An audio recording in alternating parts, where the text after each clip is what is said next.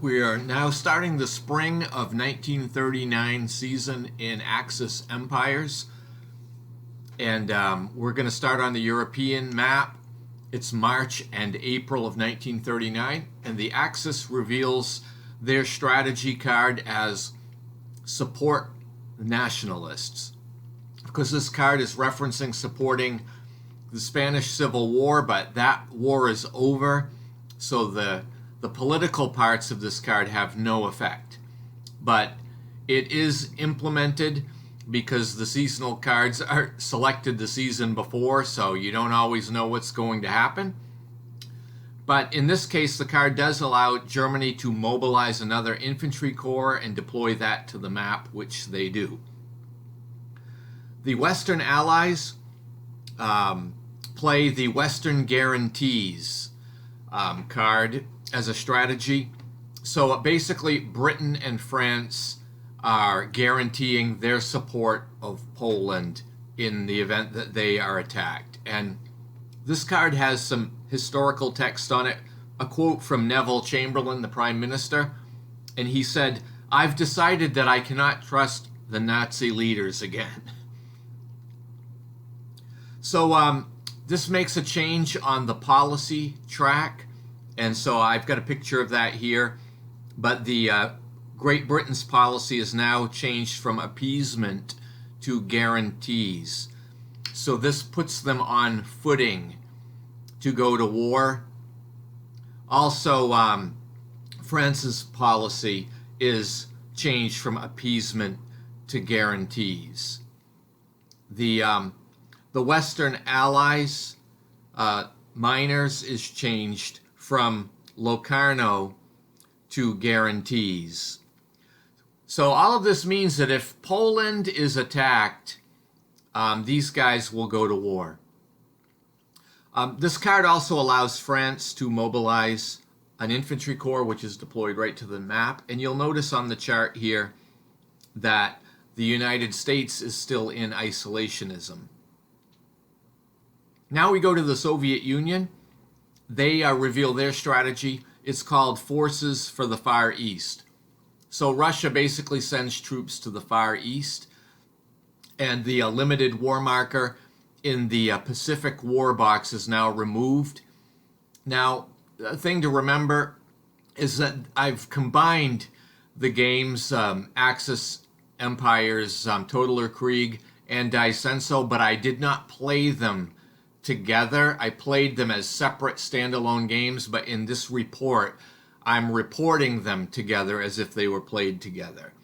So there, once in a while, there's going to be something like this that happens that maybe wouldn't have been used, like removing the Pacific War box, because I have the Pacific War going on in the other game. But it really has no effect on the gameplay, especially as this report is going to come forward.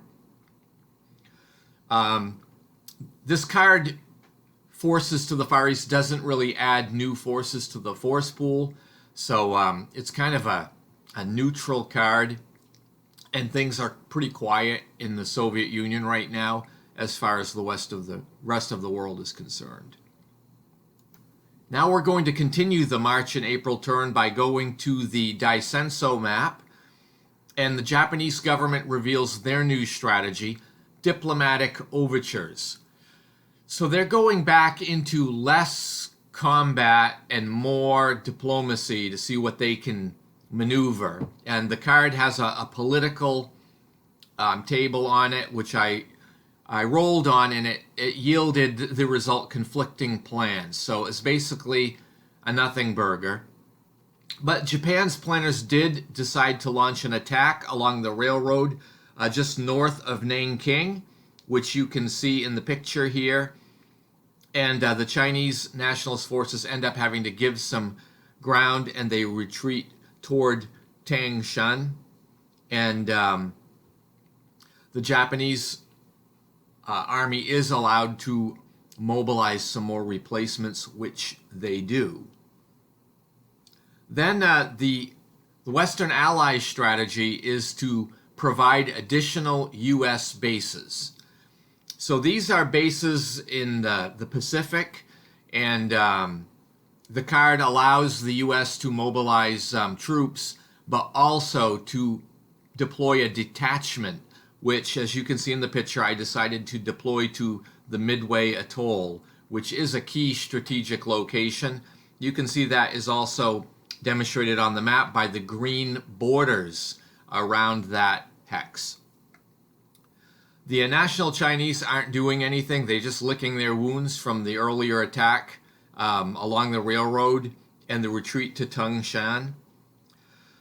The Soviet Union now picks a card, and they select their strategy as pre-war production.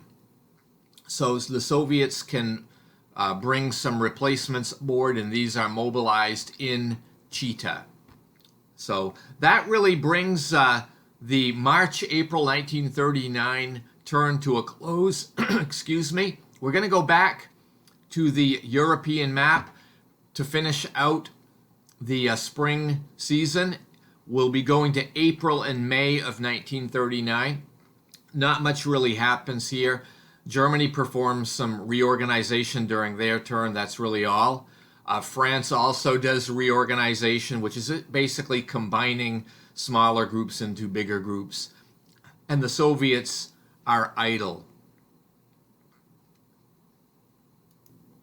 Back on the Daisenso map, it's April-May of 1939. The Japanese government are still using the diplomatic overtures, so they're rolling on the political table.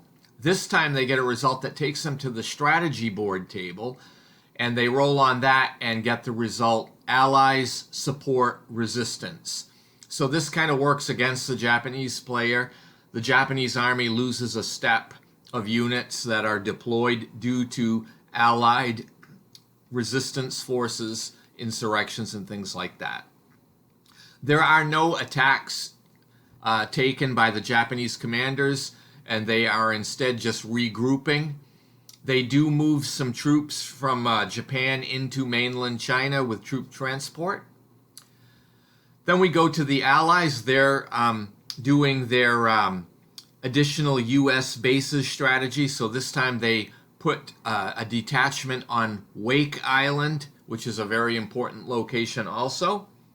And then the Soviets are continuing with pre-war production, and they march some of their troops from Chita along the railroad toward the east. I don't have this depicted in a picture. And at the same time, the Chinese communists raise some replacements in Langchao. And that is all that happens. This is kind of a turn without much action. This ends the season, the spring season of 1939. And stay tuned if you'd like to see what happens during the summer of 39. We are building up toward war, of course. So thanks for watching, and have a great day.